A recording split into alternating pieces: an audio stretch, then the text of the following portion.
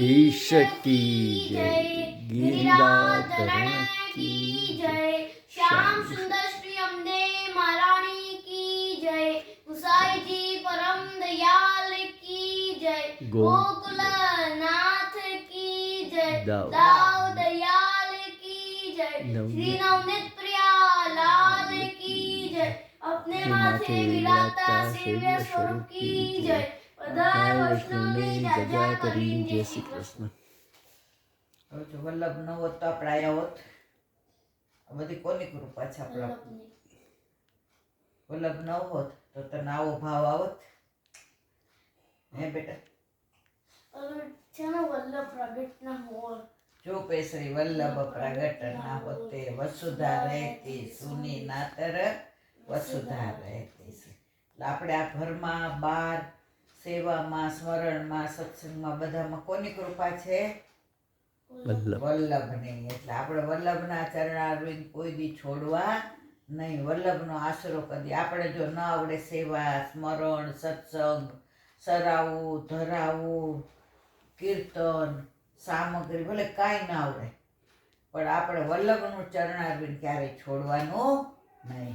હવે જો આપણે અત્યારે શું ચાલી રહ્યું છે? ષોડશક્રમ, એમાં યમનાષ્ટક, બરાબર, ચોથો શ્લોક ચાલે છે અને સમાંતર બીજી શેની વાતો ચાલે છે? બેઠકજીની. એની પહેલા આજે જેજશ્રીના વચનામૃતનો નાના બે પ્રસંગ સાંભળ્યા હતા.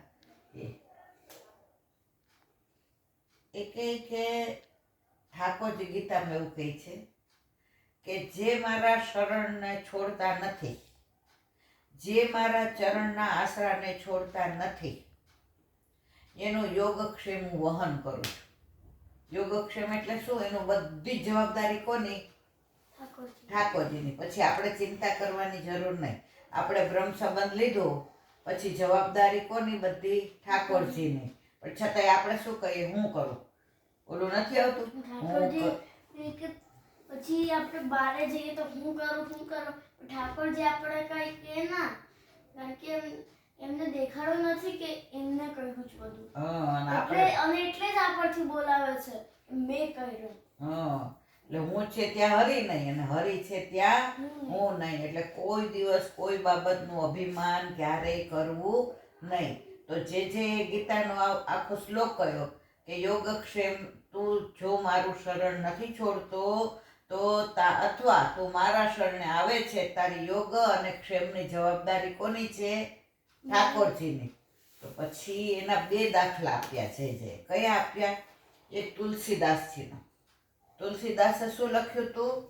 રામાયણ. અને વ્યાસજીએ શું લખ્યું હતું? ભાગવત. બરાબર. અને ગીતા કોણે બોલી હતી? ઠાકોરજીએ સ્વયં. વાહ ભાઈ વાહ. એટલે આ ગીતાની વાણી કોની છે? સાક્ષાત ઠાકોરજીની. એટલે એમાં કોઈ મીનમેક નથી.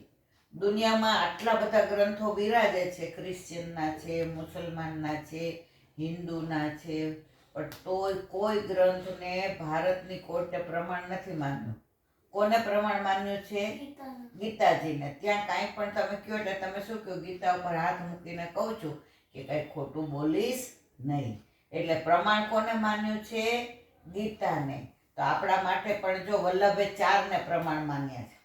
જ્યાં સુધી સાંભળ, કનકાભિષેક નહોતો થયો વિદ્યાનગરમાં ત્યાં સુધી બધા જો નિંબાકાચાર્ય, પછી આપણે શંકરાચાર્ય, મધ્વાચાર્ય, રામાનુજાચાર્ય, એ ત્રણને જ પ્રમાણ માનતા હતા. કોને? ત્રણને. ગીતા, ઉપનિષદ અને બ્રહ્મસૂત્ર. બોલ. ગીતા, ઉપનિષદ અને બ્રહ્મસૂત્ર. પછી વલ્લભે કહ્યું હું તો 4ને પ્રમાણ માનું છું. પ્રસ્થાન ત્રય, ઓલા પ્રસ્થાન ત્રય એટલા 3ને. વલ્લભ કેટલાને પ્રમાણ માનતા હતા? 4ને. ગીતા, ઉપનિષદ, બ્રહ્મસૂત્ર અને ચોથું કયું? ભાગવત. કારણ કે એમાં ઠાકોરજીની બધી લીલાઓ જ. હવે એના સિવાય તો મારે બીજું પ્રમાણ કયું હોય? એટલે ભાગવત સિવાય હું કઈ પ્રમાણ માનું નહીં. વાત કરતા હતા આપણે છે ને કે બધું તમારી યોગક્ષેમની જવાબદારી મારી છે. કોની? ઠાકોરજીની. તો તુલસીદાસજીએ શું લખ્યું છે? રામાયણ. હવે તુલસીદાસજી જ્યાં રહેતા હતા એની કુટિયા હતી. એટલે આવી નાની કુટીર હતી. તો ત્યાં બધા મળવા આવે, સંતો આવે, સાધુઓ આવે, રાજાઓ આવે, પછી મહારથીઓ આવે, શેઠ આવે, શેઠાણી. તો ત્યાં ચોર જાતો હતો ને એણે જોઈ લીધું. એ કે આ બહુ પૈસાવાળો લાગે છો, ખાલી રે છે તો કુટિયામાં જ, બાકી તો બહુ આની પાસે તો દ્રવ્યો ને હીરા ને મોતી ને માણેક ને. એ કે આને લૂંટવો જોઈએ. એટલે રાતના એ કે વાત આજે. એટલે પછી એણે 2-3 દિવસ સુધી આમ બધું રેકી કહેવાય ને, રેકી કરી અત્યારની ભાષામાં. ત્યારની ભાષામાં આમ નજર તળે રાખ્યું બધું. એ કે ઓહો આટલા બધા માણસો આવે છે અહીંયા તો. હવે એમને કોઈ ગોળ હોય તો માખી બેસે, અહીંયા ન બેસે. પણ તમે હમણાં ગોળ મૂકો, માખી ક્યાંય નહીં હોય તો એ આવશે. આની પાસે દ્રવ્યો બહુ લાગે છે, આના ઘરમાં હીરા મોતી માણેક બહુ લાગે છે. હવે આજે રાત્રે આના ઘરમાં આપણે ચોરી કરવી છે. એટલે ચોર તો ત્યાં હાંજથી ઊભો રહી ગયો. હવે બધા ગયા એટલે તુલસીદાસજી તો આનંદથી અંદર ચોપાઈ બોલતા હતા કે સરયુ કે ઘાટ પે ચંદન ઘસે તુલસીદાસ તિલક કરે રઘુવીર, આવું બધું ગાતા હતા. અને પછી એને વિચાર કર્યો કે હવે મારે પોઢવાનો સમય થયો છે અને સુવા ગયા. તો ઓલો ચોર આવ્યો કે હા હવે કુટિયામાંથી ને દીવો ઓલવાઈ ગયો છે, પૂરેપૂરું અંધારું છે અને એકલા તુલસીદાસ સૂઈ ગયા છે અંદર. એને તો એક નવ પહોંચી વળીશ, હવે હું ચોરી કરું. અને ચોર ચોરી કરે ને એ તમારી સુતાઓને અહીંથી લે ને તો તમને ખબર ન પડે. એ લોકોની એવી માસ્ટરી હોય, સમજો તું. તો પછી ચોર આવ્યો તો બહાર એણે જોયું કે હવે અંદર જાઓ. તો અંદર જવા ગયા ને તો 2 બાર વોચમેન પેલું કરતા હતા. શું કરતા હતા? ચોકીદારી કરતા હતા. તો એક હતા શ્યામ સ્વરૂપ હતા અને એક હતા એ આપણે શ્વેત સ્વરૂપ હતા.